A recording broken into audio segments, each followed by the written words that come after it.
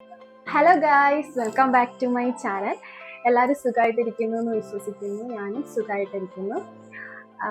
കഴിഞ്ഞ ലാസ്റ്റ് ഞാനൊരു vlog video ഇട്ടിട്ടുണ്ടായിരുന്നു. അതിലെ കമൻസ് ഒക്കെ ഞാൻ കണ്ടായിരുന്നു. എന്തായാലും ഒത്തിരി സന്തോഷമുണ്ട്. Thank you so much. ഇന്നൊരു ഊണ് കഴിക്കാൻ പോവുകയാണ്. ഇവിടെ അടുത്തൊന്നുമല്ല, ഒരു 10-13 കിലോമീറ്റർ ദൂരെയാണ് റെസ്റ്റോറൻറ്റ്. ഇതിന് മുന്നേ ഞാൻ അവിടെ പോയി ഫുഡ് കഴിക്കുന്നതായിട്ടുള്ള ഒരു വീഡിയോ ഇട്ടിട്ടുണ്ടായിരുന്നു. അപ്പോൾ ഇന്നും സെയിം അവിടെ തന്നെയാണ് ഉച്ചയ്ക്ക് ഊണ് കഴിക്കാൻ പോകുന്നത്. അപ്പോൾ വീഡിയോ കാണുക, ഇഷ്ടമാവുന്നുണ്ടെങ്കിൽ സപ്പോർട്ട് ചെയ്യുക. അപ്പോൾ നമുക്ക് വീഡിയോയിൽ കാണാം. ഓക്കെ.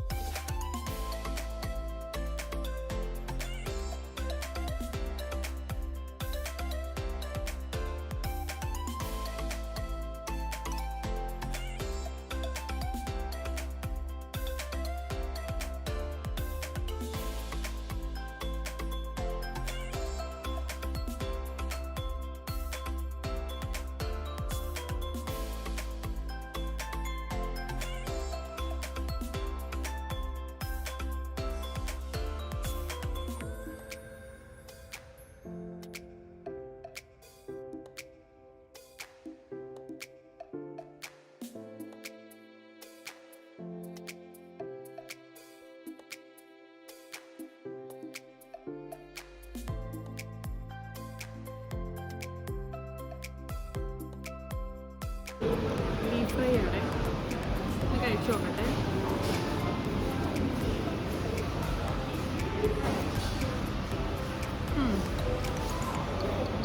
ഈ ബീഫ് ഫ്രൈ പൊറോട്ടയുടെ കൂടെ കഴിക്കണം, അടിപൊളിയായിരിക്കും.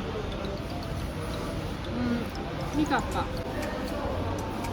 കുറച്ച് കപ്പയും മീൻകറിയും കൂടെ കഴിച്ചു നോക്കാം.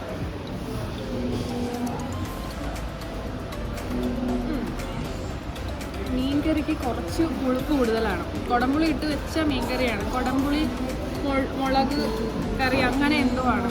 നമ്മുടെ തിരുവനന്തപുരത്തൊക്കെ തേങ്ങ അരച്ച മീൻകറിയാണ്. പക്ഷെ ഇത് കുടംപുളി കോട്ടയം സ്റ്റൈലിലൊക്കെ ഉള്ളൊരു മീൻകറിയാണ്. ലേശം പുളിപ്പ് കൂടുതലാണ്, എന്നാലും ടേസ്റ്റുണ്ട്. പിന്നെ ഒരു പ്രശ്നമെന്ന് വെച്ച് കഴിഞ്ഞാൽ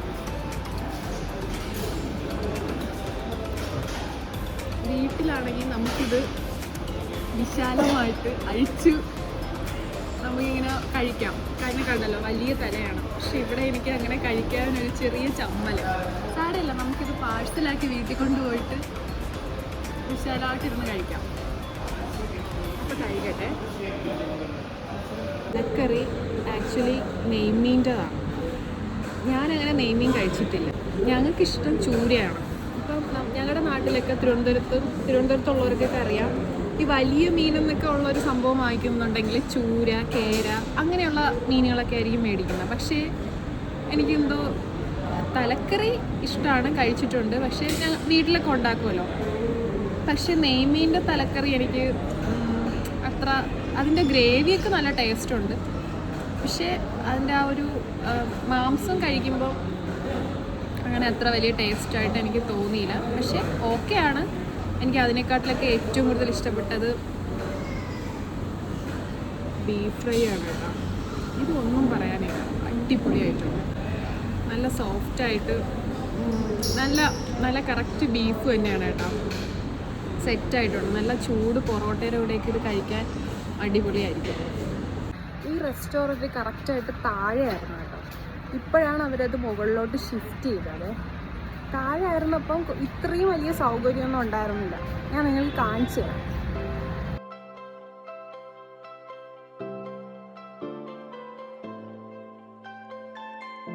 ഇപ്പം മുകളിൽ നല്ല വിശാലമായിട്ട് അവർ സെറ്റ് ചെയ്ത് വെച്ചിട്ടുണ്ട്.